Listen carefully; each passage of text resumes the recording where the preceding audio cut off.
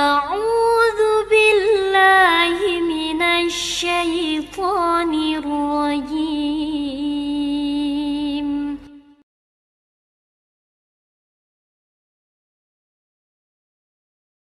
ورحمة الله وبركاته أحبائي في الله. بقنا جاهن جراتني سنين جدا إن شاء الله. روان تيكو تكان روان أماني كافرا يروبا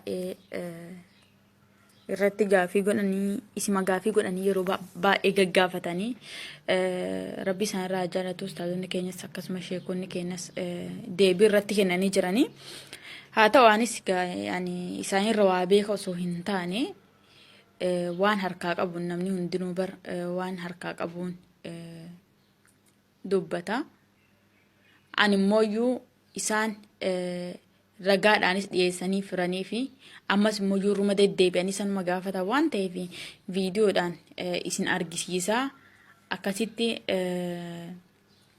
isinitti mul'isa jechuu barbaade jechuudha. Baarakallahu fiikum.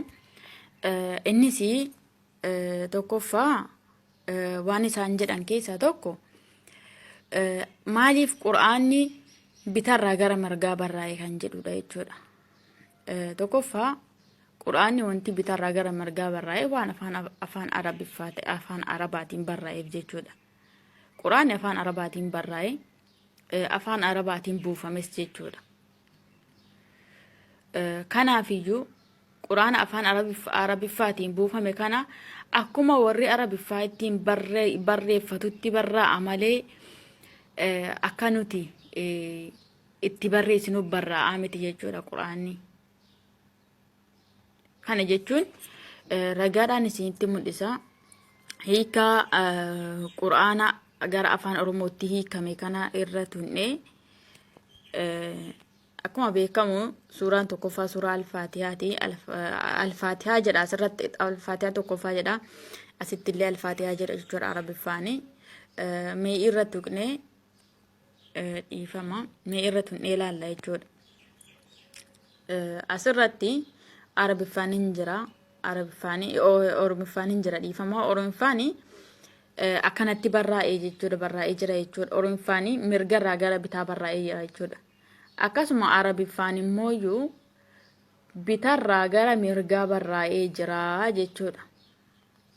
Kana jechuun oromiffaan maaliif akkana barraa'ee quraana jijjiiranii jechuu osoo hin taane afaan oromoo gaafa barreessanii mirgarraa gara bitaa barreessan waan ta'eef quraanni tafsirri yookaan immoo hiikan afaan oromootitti hiikame mirgarraa gara bitaa barraa'uu qaba jechuudha. Kanaafiyyuu akkanatti barraa'ee jira jechuudha. Tokkoffaa arabiffaani bismillahir rahmaanir rahiim ka jedhu oromiffaan immoo maqaa rabbiitiin jalqaba maqaan isaa rahmaan kan ta'e maqaan isaa rahiim kan ta'een jalqabaa jedha jechuudha.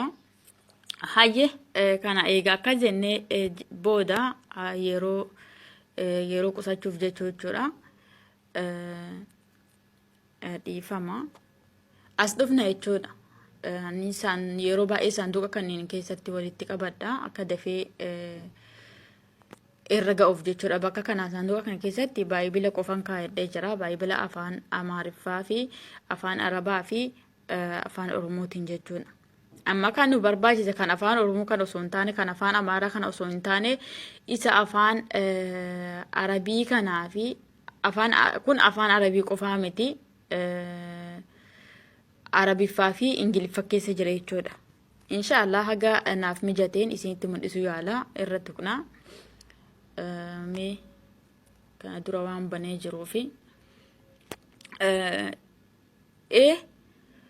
tokkoffaa wanni jechuu barbaade ati maaliif baayibila kana itti qabatta naan jettanii maaliif qabatta kanaan jettanii gaafii naa dhiyeessitan ta'e tokkoffaa akkuma nu hundinuu beeknu kitaabni afaan oromootii fi kitaabni afaan amaaraas garagara jechuudha.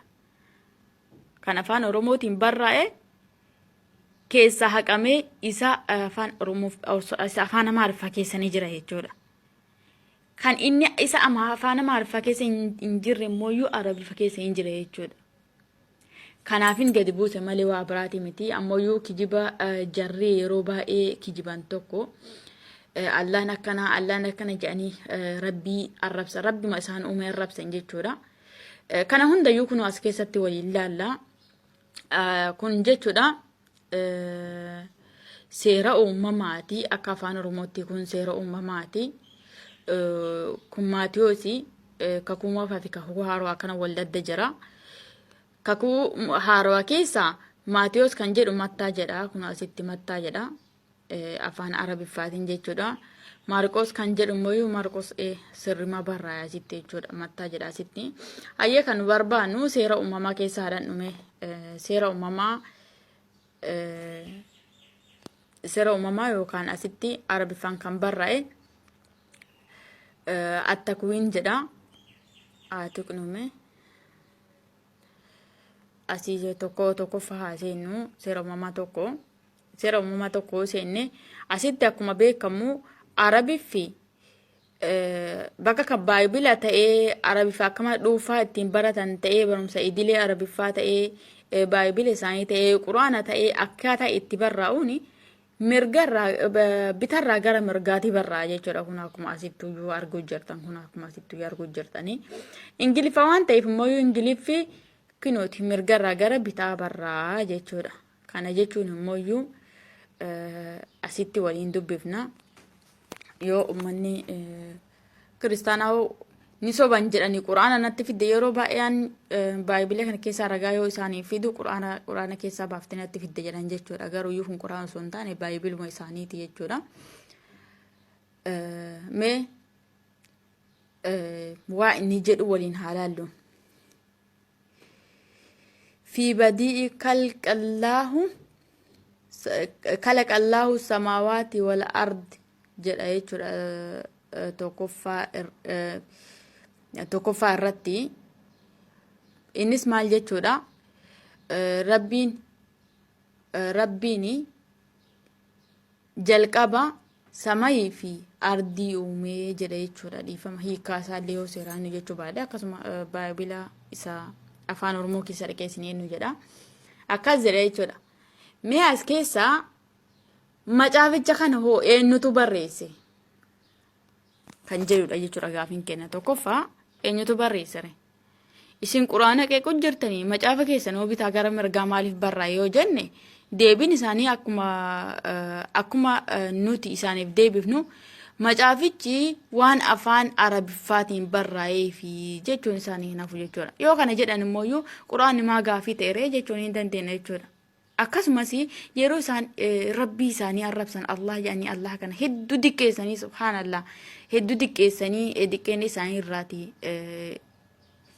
inni qulqullaa'aadha rabbiin keenya guddaadha jechuudha diqqeessanii arrabsan dhageenya jechuudha asitti yoo isaan waaqayyo jedha afaan oromootiin waaqayyo jedhanii afaan warri arabiffaa Allah jedha kana hoo maaliif rabbii keessan arrabsitanii jechuun keenya hin oolu jechuudha ammas kun Allah jedha jechuudha Allahu jedha ayya rabbii keessan maa arrabsitanii jennaan jechuudha ayya as keessaa baanee afaan oromoo keessa seennee seera uumamaa